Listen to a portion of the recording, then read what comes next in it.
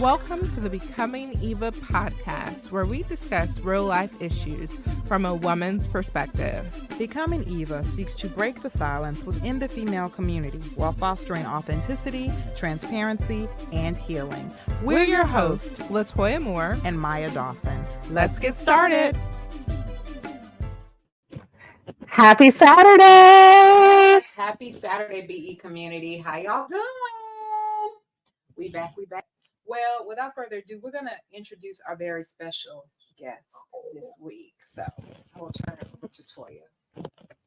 Yes! Now, I have been practicing how to say her name. No pressure. Nwugochi Alice Lewis, a mom of two and married for 10 years, is a serial entrepreneur, empowerment leader, and diversity advocate. She founded Nwugochi Ministries, where she ministers through speaking, teaching the Word of God, and leads the Wellthy University Mentorship program and Crazy Praise prayer gatherings.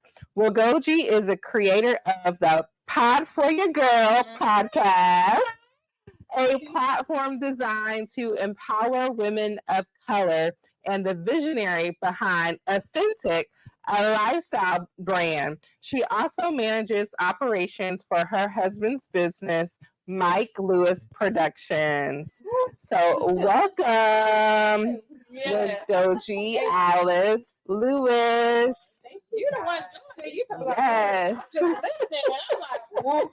Like, we are in the presence of a real Proverbs 31 woman here, right here. Okay, like this woman does it all clearly. So we about to unpack it, though. We about to unpack it. Okay. So welcome, Alice. Thank you. Yes. Thank you guys for having me. Like, I really appreciate it. I do not take it lightly being here. So I'm yours. Whatever y'all need from me today. Let's dive deep. Let's encourage the people. Yes. Hi everybody. That's what's up. Community. Good stuff. We're gonna get into it. So first, we gotta do what had happened was, okay? And so really what had happened is really us basically cluing in the BE community on how we know each other, how we got to know each other, how we were introduced to one another. So you actually came via one of our plugs, the plug, we call her. The plug. Yes. Latrinka Lee, who's probably in the chat blowing it up right about now. Like I tell you, Latrinka is like one of our biggest fans. Like she's like a ride or die for real. We be like, Latrinka, you when nobody else is there, Latrinka be there. Like like share, retweet. I'm like, and listen, let me tell you, at the City Takers on Sunday, they had their 5-year anniversary this past Sunday. And they had some ice cream, an ice cream truck after church. And so the line was like so long. It was wrapped. And so Latrinka, being Latrinka, she goes onto the truck and she starts helping. There was only one person working. And she started giving out the ice cream. I said, look at Latrinka. She acting like she's working for it. For the ice cream company. Shout out to City Takers, y'all. By the time you hear this, I think Pastor Tammy Free we aired an episode with her. And so First Lady, or she doesn't call herself First Lady, but she is First Lady. This is their church that we were talking about. So shout out to City Takers and Scott and Tammy Free, Pastor Scott and Tammy Free, on 5 years of ministry. I know they honestly have been serving longer than that, but 5 years, I think, is when they officially launched the church, right? And so, congratulations, because full-time ministry is no small feat, like none at all. So, congratulations, and shout out, of course, to our girl Latrinka. We love you, girl. So we met you through Latrinka, but if you want to share how you know Latrinka, how you know the City Takers family, all that great stuff, because it's all connected. It's all connected. We all family. Well, so Latrinka, of course, like you shared a really good story about her serving. So we actually just had the opportunity to serve together through City Takers. And I kid you not, like when I tell you she is so warm and inviting, like she's big sis. Like, what's up, big sis? Like, I love her to death. Jerry, that's big bro. And they're just one of those, they're those type of people that will like they'll go from holding your hand through it to like giving you the real, Yeah. you know, and it's Yeah. and if I can say anything about my sister and my bro, they are always gonna give you the 100% uncut, you know, their raw love. And I'm the type of person like I need that. Like I can't do fake. I'm allergic to fake. You know, so like for them, they're just like keep it real. Like they tell you when you're wrong, they tell you when you're right, they tell you when you need to get up, they tell you when you need to go sit down, take a rest, take a break, and come back and do your thing or whatever. And so I love that about them. And fun fact, like my daughter was christened last year? Was it a year already? Latrina don't know. She's probably gonna put it in the chat right now. But she was christened recently or dedicated recently, and so we asked them to be her godmother. Yeah, actually the godparents of my daughter, and they have adopted my son who's 8, and so they godparents. Yes. That's what happened. I love it. Now, Jerry and Latrinka Lee, they are very much behind the scenes, but Toya, I don't know. Like we may have to like try to get them in front of the camera. I know. So that is what had happened with us, okay? So we're gonna dive on into the origin story. So Yes. So tell us a little bit about where you're from, about your family, and what it was like growing up. Okay, sure. So y'all know the name Nwugochi, of course. The ethnic background is Nigerian. My dad is Nigerian. He is Igbo, so my name is Igbo. My mom is also from West Africa. She is from Benin Republic, which is a small country. A lot of people know Nigeria, but very few people know Benin Republic. It's a small country right next to Nigeria. And so they're both West African. She's Yoruba. He is Igbo, which doesn't really happen a lot. If you know anything about culture, they don't really mix tribes like that, especially back in the day when they were coming up. So it's very unique that they got together. So I'm one of 5. Grew up in the A. I'm a peach. One of the few. One of the few. You know, I feel like we coming back. I feel like we leave, but we find our way home. So if you watching and you done left Atlanta, well, never mind. She's like, we have too much traffic. Don't come back. But no, so grew up in Atlanta, Stone Mountain to be exact. And I feel like a lot of who I am came from how I was raised. Like y'all may be able to relate to this, or someone else out there may be able to relate to this, but my household growing up was very disconnected because of the culture, because I don't know if y'all have any African friends, but African parents are very strict.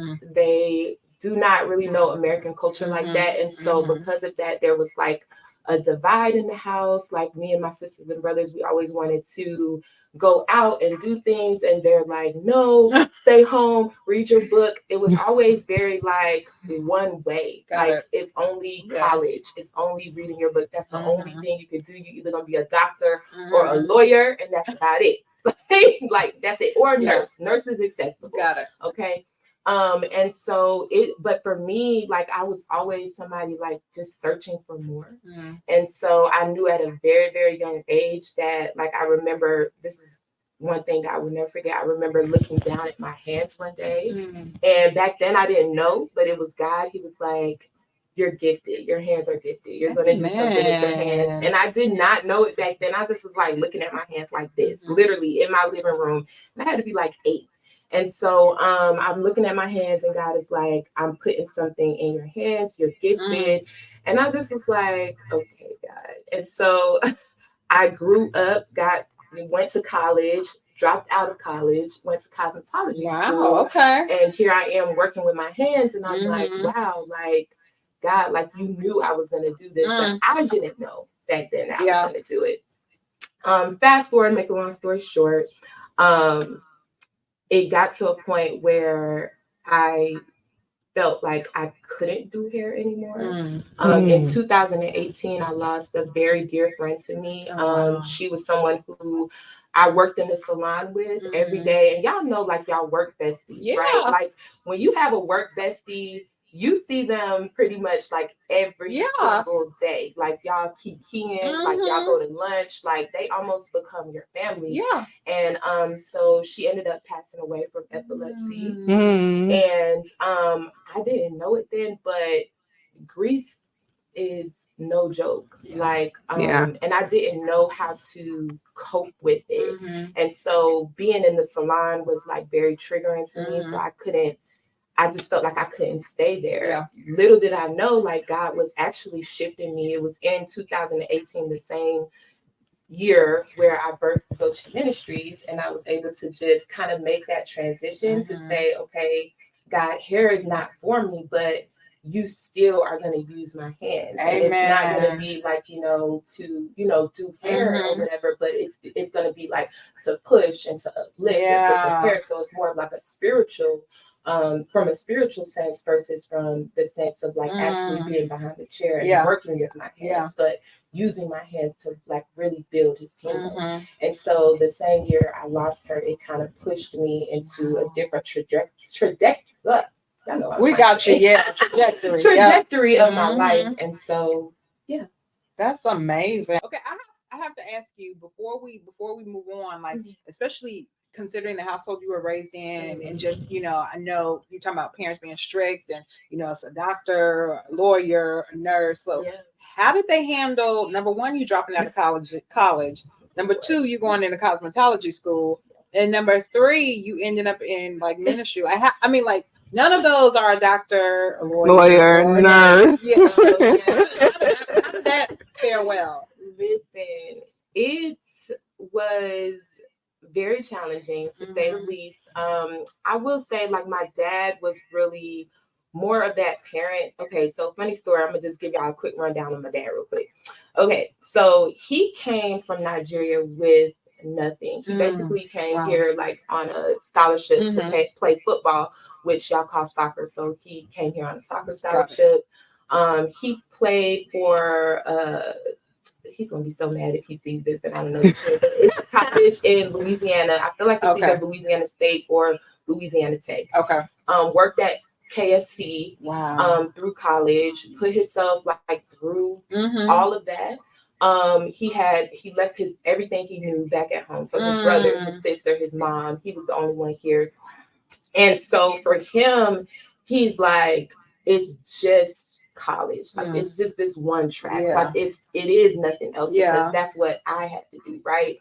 And so for him, hearing that I wasn't going to finish college, which I did actually go back and get my bachelor's degree. Okay, cool. Maybe like four years ago. But at the time, after I graduated high school, 2 years in, dropping out of college, he was like, what's wrong with you? Like, no, you cannot do that. Like, and so he was very upset. It was very challenging. I literally had to like beg him. So when I started to explain that to him, I saw his walls coming down a little bit, and he actually would drive me all the way from Stone Mountain to downtown, which my hair school was in Midtown, Paul Mitchell Cosmetology School. He would drive me down there, and he became supportive, and now he literally, like, whenever I'm doing a live video online, like anything ministry related, he is commenting. He's like, yes, Dad. He's like, amen, amen. And I can hear his accent. I love that. Now, I wanted to ask you were raised in a Christian household, it sounds like, or were you? Yes, raised Christian. My mom was a prayer warrior. Like, she is still a prayer warrior. And I know y'all are kind of going to go there, but with Crazy Praise Prayer, that ministry, I love to tell people, like, that was truly birthed from my mom. Like, I would never forget, like, she prayed us through some things. Like, my mom would just be up praying like 3 a.m., 4 a.m. in the morning. Like, that's all you hear. Like, my room was next door to her room. And so, just the fire. Like, I remember receiving the gift of tongues just because she was praying in her room. Wow. And this is fast forward, like, after, I became saved, because y'all know, like, in high school, like 20s and stuff, I had to walk away. We just about it, just a little bit. Well, we come back. We just want to see what's out there a little bit, just a little bit. A little pinky toe. Out there, yeah. And she prayed. She was faithful. She prayed us through, all of us, me and my siblings. And so fast forward, get saved, and so still living at home when I got saved. And so I'm like, okay, she's praying. Let me get in my prayer closet. Jesus, you know, saying my little prayer, and she just going in. I'm talking about the fire of God. And then all of a sudden, she's speaking in tongues, and then all of a sudden, I'm speaking in tongues, and I'm like, what is going on? I'm saying this. Come on, Mama. Like, come on. And so, yeah, she's just so anointed, but she's also like, I like to call her the peacekeeper of our family. Like, she's always just so peaceful. Yeah. Like, she never wants us fighting. She never wants us arguing. And y'all can only imagine our household. Yeah, it was a lot. It was a lot. Gotcha. It was a lot of that. But she kept us like grounded and kept that peace like stirred up in the home and the atmosphere. You said youngest of 5? I am the middle. Oh, did I get middle child syndrome? I'm in the middle too. So you know, I know. Yeah. It was a lot. I feel like when you're in the middle, like it's like the oldest, they get what they want, the youngest, and then you're like, what about me? Right. And you're like, what about me? But I feel like we're probably the most responsible That's what I was ones. gonna say. Y'all probably like we're the most responsible ones. We have like that balance because we kind of see what's going on at the top, and then we try to keep the ones at the bottom in check. So yeah, that makes a lot of sense. I used to be the snitch. I used to snitch on my older brothers. I used to be like, you get some chicken. I'm just saying. I did. Oh, it ain't stop. Yeah, it ain't stop because my older sisters, they used to try to run. They used to try to lead me, and I used to be right behind them. Like, I'm coming. I don't care. Were you a snitch, Toya? Look, I'm like, were you a snitch? I don't think I was the snitch. No, I wasn't the snitch. I think I was more of like the second mom, where, and then like my mom would put me in charge sometimes and would tell me like, you can pop them, or like you can, she gave me that permission, but. But I always had a hard time doing that because I'm like, I'm not. Yeah. That's my brother, my sister, spanking them like, And then they would laugh at me because I would like barely tap them. Oh, snap! They not anymore now that I'm a parent now. Now, but as I was growing up, she'd be like, "Well, pop them, pop them." You got permission? She probably was like, she ain't gonna do it too much. She gonna have some restraint. So I'm gonna give her. Oh, you were the responsible one. You laugh at me. Misusing your authority. They be like, hit me harder. That didn't hurt. And they would laugh. It's like, child, that's hilarious. I feel like I have learned something else from the day off. And Mom, if you're watching, you know I'm telling the truth. That's hilarious. But I wanted to ask you, because you grew up, because of the household that you grew up in, like, and we talked a little bit about it, everybody got a testimony, but for you, what led you to like really having a personal relationship with God for yourself? Where you was like, all right, let me stop playing. Let me go and get right. Let me do what I need to do. You know what I mean? Yes. Man, so many things, but I think the pinnacle of everything was being in an abusive relationship at a young age. Because of different things that occurred in my household, it caused me to run away a lot. Like, I ran away so much, y'all. Oh, wow. In high school. Like, literally ran away from home? Wow. Yeah, pack my bags and I'm out, and I'll be gone for just like, weeks at a time, days. Parents wouldn't know where I was at.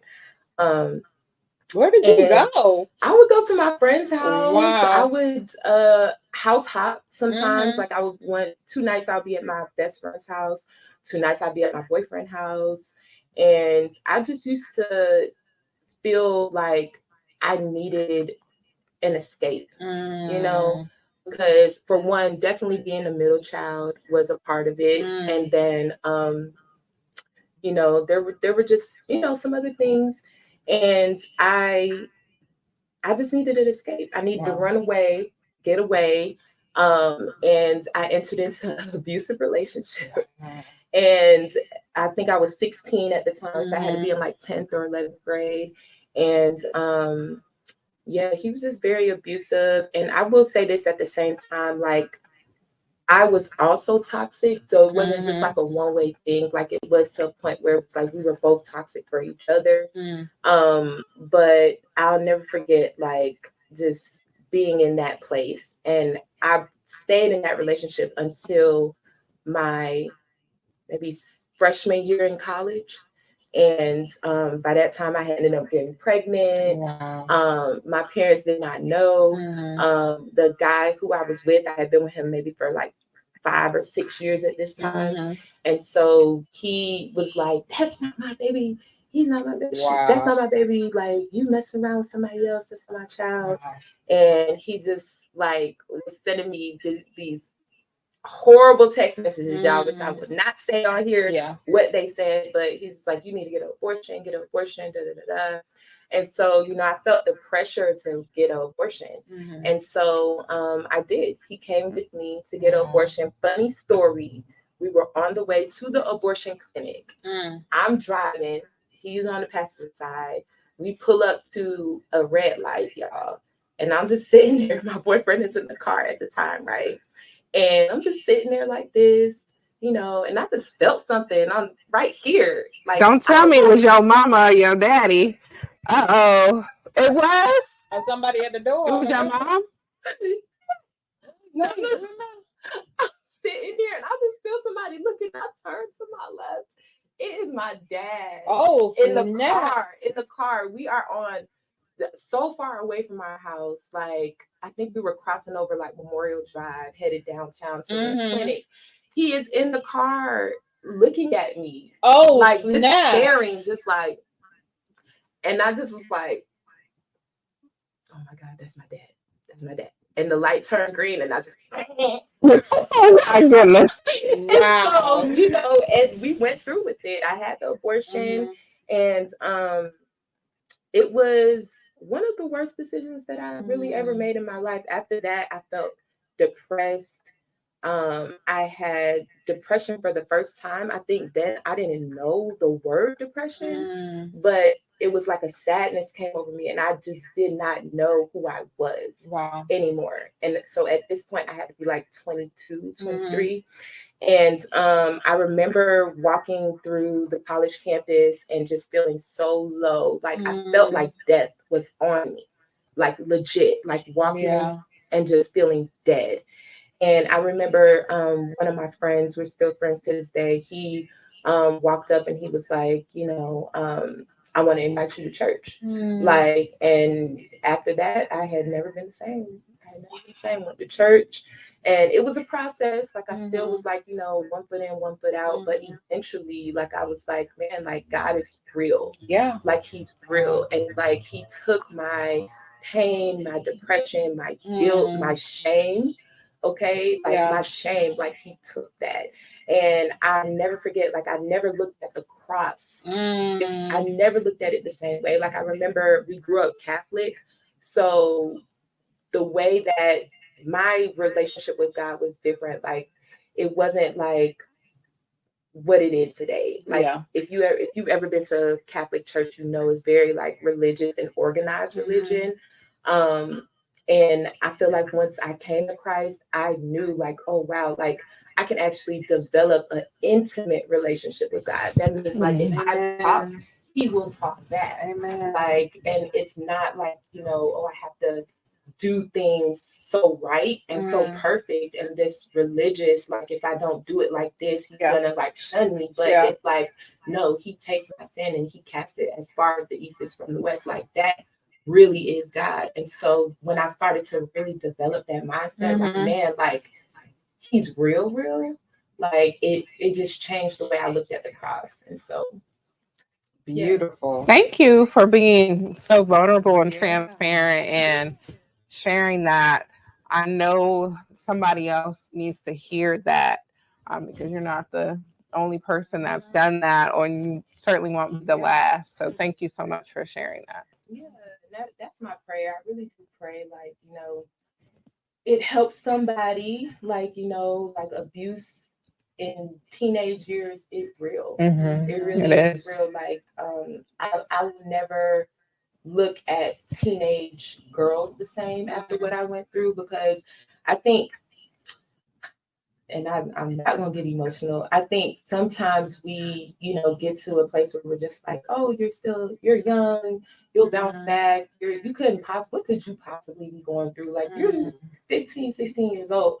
But it helped me to see, like, nah, like, it doesn't matter the age. Yeah. Like, they face real things, real situations, and those things that they face at that age is shaping them. It's shaping them, it's molding them.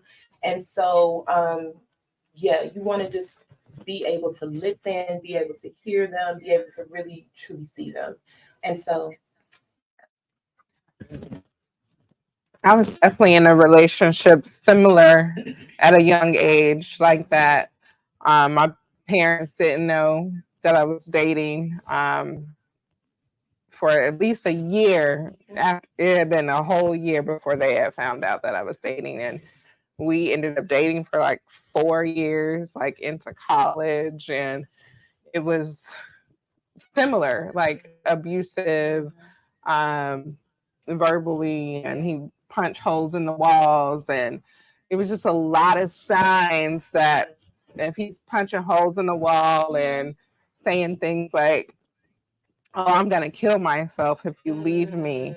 Like, so many signs. I feel like sometimes the enemy, when he knows there's a calling on your life, he will try to distract you and will try to take you out, like in your younger years, in your teenage years. So it's so important for young women and men to make better choices and like fully be aware of what they're doing, because I was like naive and very innocent, and no one really talked to me about dating and boyfriends and all the different things that can come along with that. Like, I had to figure it out on my own.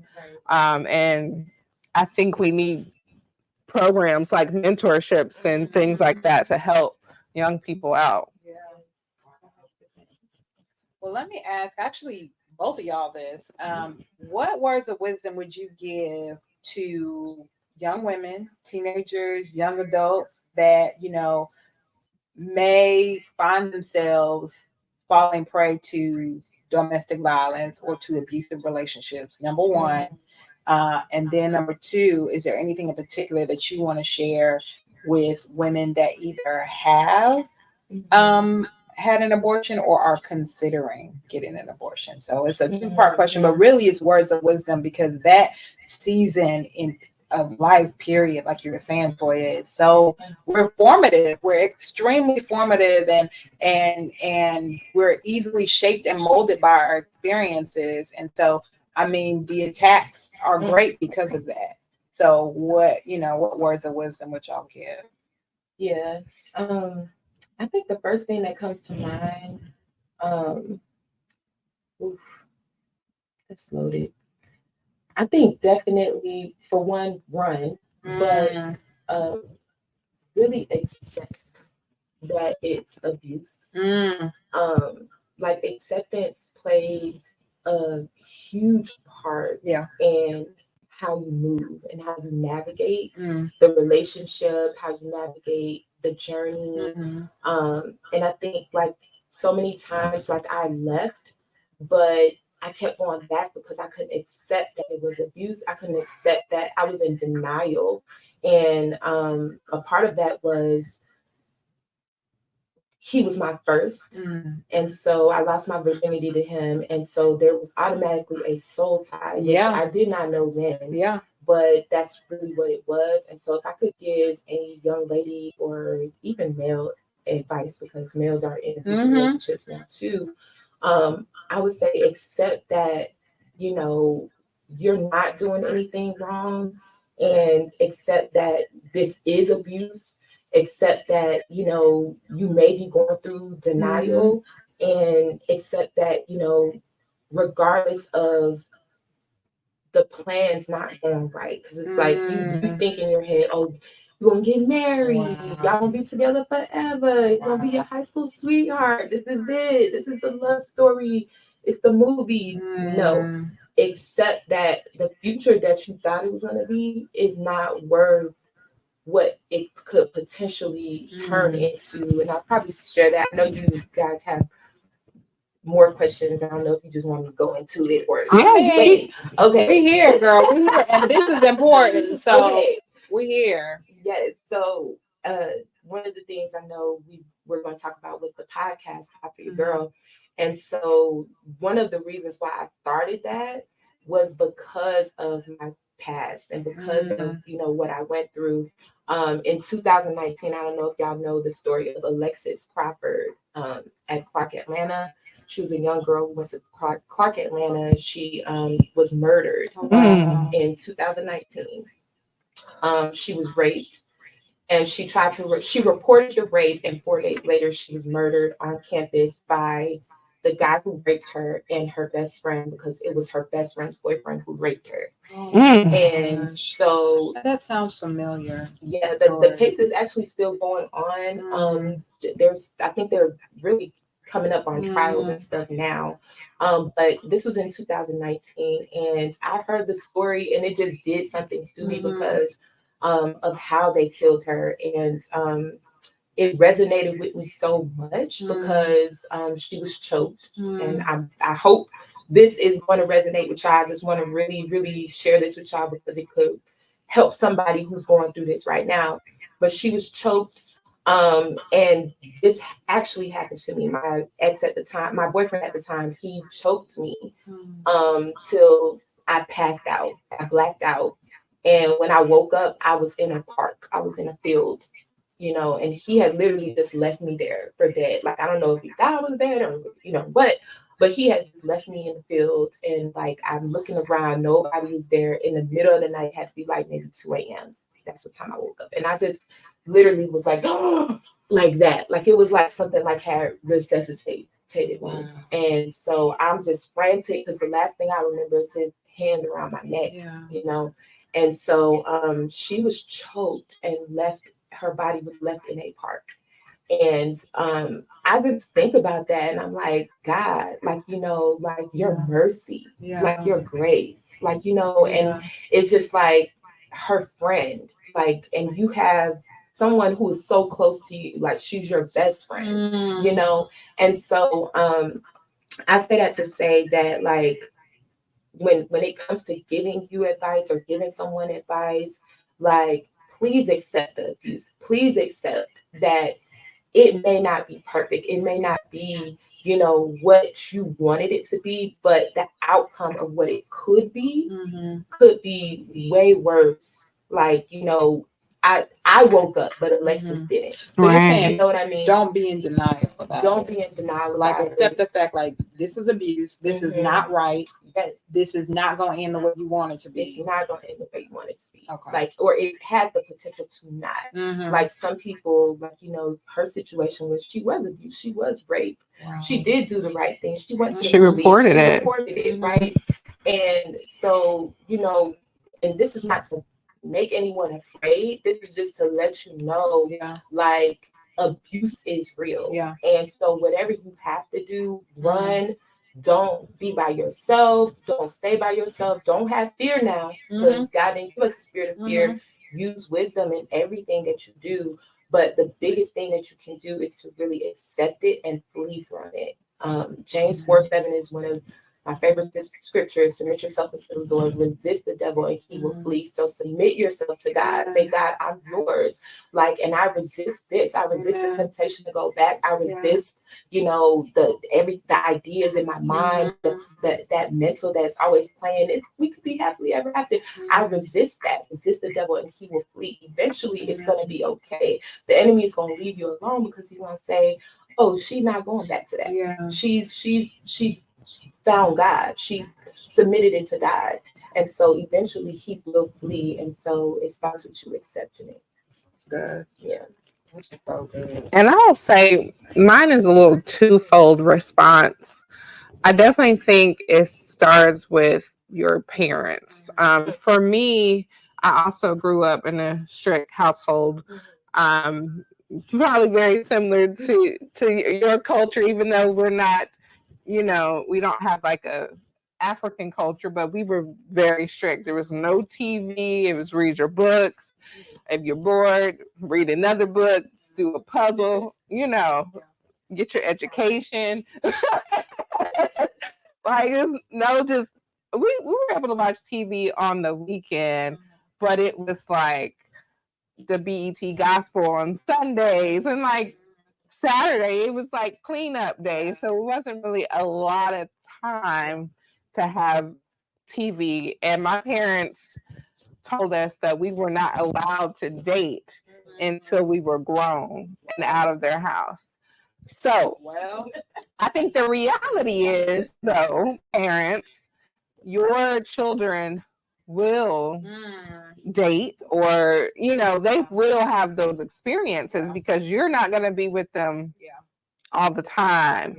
And so my advice for parents is to educate your children and teach them the biblical things that they should know about dating, and teach them how to have boundaries and how to date healthy. That is my plan. I wrote a book about the secrets of the sexy and shameless, and I was able to interview parents and people, and was able to get a good view of how certain people were raised. So I think it's best that as Christian women and men that you educate your children on the things that are out there in the world, because you cannot be with them 24/7, and eventually they're going to get out into the world, and if you haven't educated them, the world is going to teach them. Real. And so I feel very strongly about being transparent with your children to a degree, giving them wisdom and teaching them how to have boundaries when if you feel like you are ready to date. I need to know that. Like, don't sneak around and do it, because that's when other things can creep in, and you can be doing all this other stuff. So I want to know, like, even my kids now are like young, and they tell me about the little boyfriends in school. I'm like, right now, listen. Guess which one? Guess which one? Probably Mariah, but let me stop. But guess which one? Layla. Layla. Little third grader. She was in third grade, dated a little first grader. I said, now this little boy you date, right? And she was like, oh, he's in first grade. And here goes Mariah. Yeah, he was my boyfriend first. Like, she's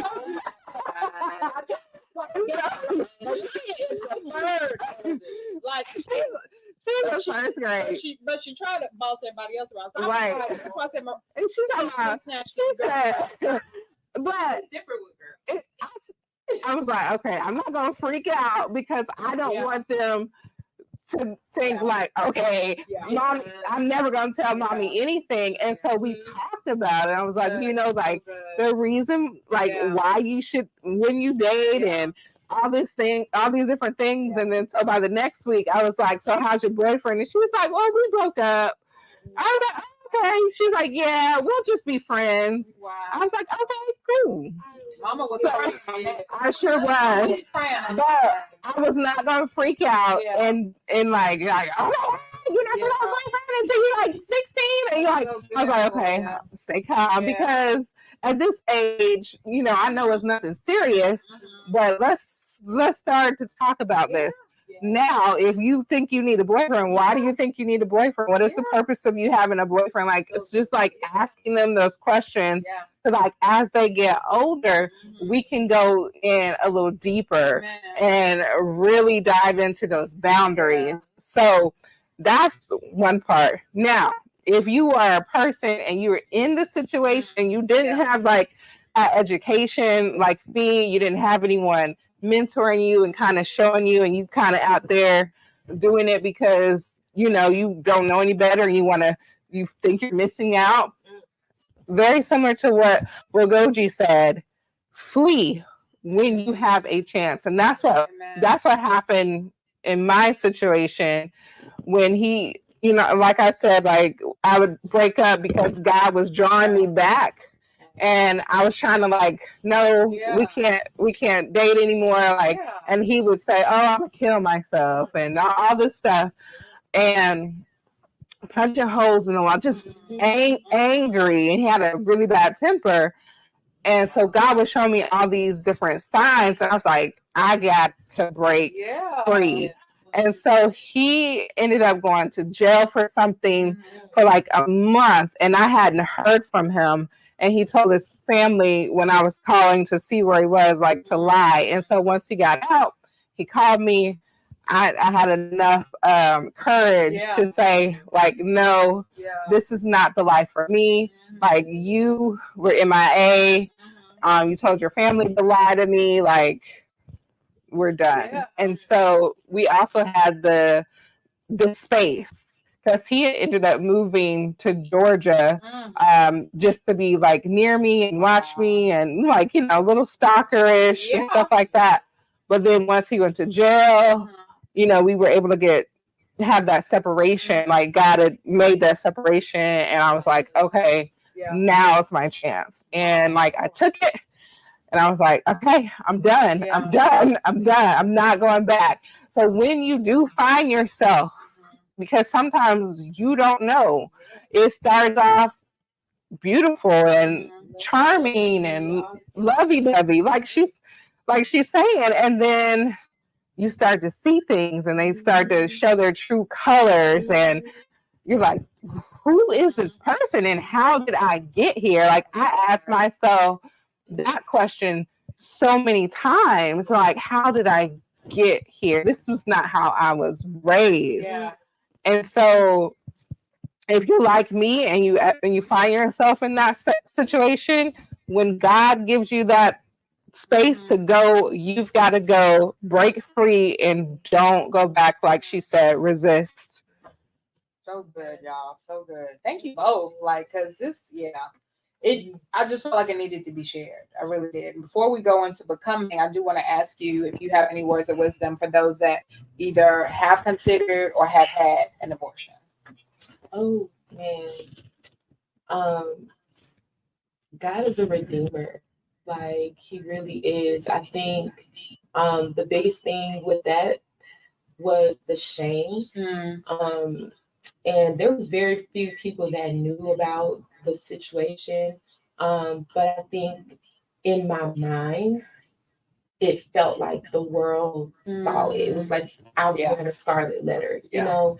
And so, especially since, like, I love what you just said, like, how did I get here? I wasn't raised like this, but like, you never see yourself. Sometimes you don't see yourself doing things. And so if you have had an abortion, for one, I really want to tell you, like, God is a redeemer. Like, he will redeem you. He will restore you. He will make you whole.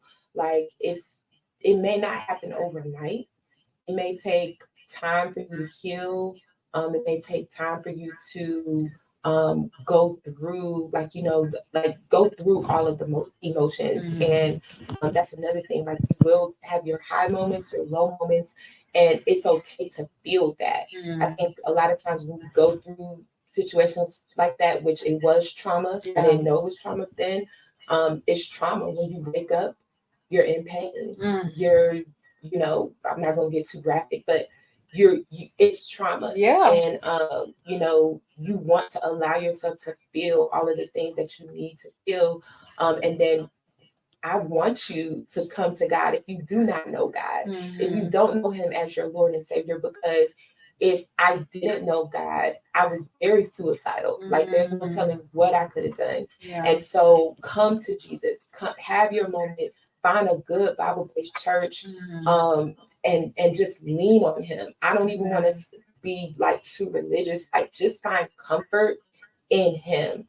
And yeah, that's the biggest thing that I could tell you is what I did. And it wasn't overnight, but I got in the church. I found myself like, you know, loving God. And the more I, you know, loved on God, he loved on me. He restored me. He made me whole. And little by little, the shame started to fall off. So I'm not going to tell you don't feel what you feel right now or what you know, maybe in right now, even if you're considering having an abortion. I would say this: if you're considering having an abortion, God is able. Like he really is able. He's able to, you know, get you through, you know, giving birth. And I'm a mom now, thank God, because I know back then I had so many worries, like, you know, what if I'm never able to conceive because of what I did, or what if the Lord never blesses me with another child, you know? But I know now that what it takes to be a mom, and if I knew what I knew then, I probably would have went through with it and said, like, you know, oh, like, you know, I can do this by myself. Forget him. Like, I can do this by myself. And, you know, thank God, like, I have an amazing husband. But if I had to do it by myself, because I know what motherhood is right now, I know that I could have did it. And so I want to tell you that God is able, and you can and you will. That's awesome. Wow. Thank you. Thank you so much. Yeah. Let's go on into becoming. That was a lot, y'all. That was a lot. It was good. So thank you. Thank you both. So let's talk about becoming. And you got a lot going on. Let's talk about ministry. Okay. We got Nwugochi Ministries. And that consists, you got what? Wellthy University Mentorship Program. You got Crazy Praise Prayer Gatherings. You got the Pod for Your Girl podcast. So how did all of this come about? Just take us a little bit on your ministry journey. Sure. So after I got saved, I was celibate for 4 years. Wow. You know, coming out of that abusive relationship, it was just like, I don't want that. I'm good on the sex, Lord. Yeah. And so, celibate for 4 years. Then, you know, I met my husband. And literally right after we got married, something broke. And it was like God just kind of pushed us into serving. Like I preached my first sermon right after we got married. Right after that, I got a call from Georgia State, a ministry at Georgia State, because I don't know if y'all know, they have like campus ministries and stuff like that, college ministry. It's a thing. It's a real thing. People on college grounds ministering. Amen. And so I got a call. I had been ministering on Facebook. Back then, Facebook wasn't what it is now. Like you couldn't go live, but I would just post like pictures and like it would have scriptures, and I was just like ministering on Facebook. As a woman from the campus ministry called The Fire, she saw my post. At the time, I don't know if y'all are familiar with Eddie Long, New Birth. It was under New Birth. And so she called me and she was like, hey, like, you know, I want you to come minister at an event we're having. And she was like, is your husband in ministry too? Like, can y'all both come? So we're like, yeah, sure. And so then we did that one event, and she just was like, you know, I want y'all to keep coming back and minister like once a month. Wow. And so we just started ministering at Georgia State once a month. This was probably in 2015, before kids, pre-kids. Because y'all know when kids came, it's a little different. So we going hard, we ministering. And it just turned to where we ended up being the campus ministers of that organization. Wow. Just on fire, leading the kids, leading them. We would also minister at the YMCA by our house. We would go up there, minister to the teens there. And yeah, we just do different outreaches among the city. Like, funny story, like we actually got engaged at a City Takers event. Wow. We were like in it. It was like our life, like, you know what I mean? And so it was no separation of like ministry, marriage. Like it was like, this is us, you know? And so we just continued to go. We literally had been ministering at Georgia State up until last spring. Oh, wow. And so we have been going hard. And so campus ministry turned into more ministry. So how can we continue to plug these people, these young adults, they're growing up, and like, what else can we do? And so we started doing conferences. We started having all type of events. And so it just grew into what it is now. I'm not gonna lie, like I did take a little bit of a break from everything, and like we kind of had our pre-conversation. Like I'm just now getting back into it. I would say maybe from the beginning of last year to now. Really, I would say my daughter's 2. So since I had her, I had not been like full force, like full-time ministry, grinding, going out there, trying to win souls for the kingdom. Yes. Like I have not been, doing it like that. Neither has my husband, but I think we're just now getting back into that. Like we did Crazy Prayer this year in March. Now tell us, what is that? I think I've got LaTrinka giving us, sending us information about it, but tell us a little bit and tell our beat community, what is Crazy Praise? Yes, y'all. Okay, Crazy Prayer is like my heart. Like prayer was my first ministry. Like for real. Like I told y'all, growing up in my household, like my mom didn't make us pray. It was we started to be saturated with it. Like we just was like being saturated, and the ground was being tilled, and we didn't even know it. And so it got to a point where I went through a lot, you guys. I went through a lot. So the abuse was one side of it, but then when I came into the church, there was another side of it, which I don't even know if I have time to tell y'all that. But coming into the church, I went through some different challenges, and it really caused me to lose my mind. Like it really caused me to go crazy. And so this is in the midst of ministering, in the midst of being there for the students, in the midst of growing Nwugochi Ministries, in the midst of doing all these things. I was still facing turmoil on the church side, right?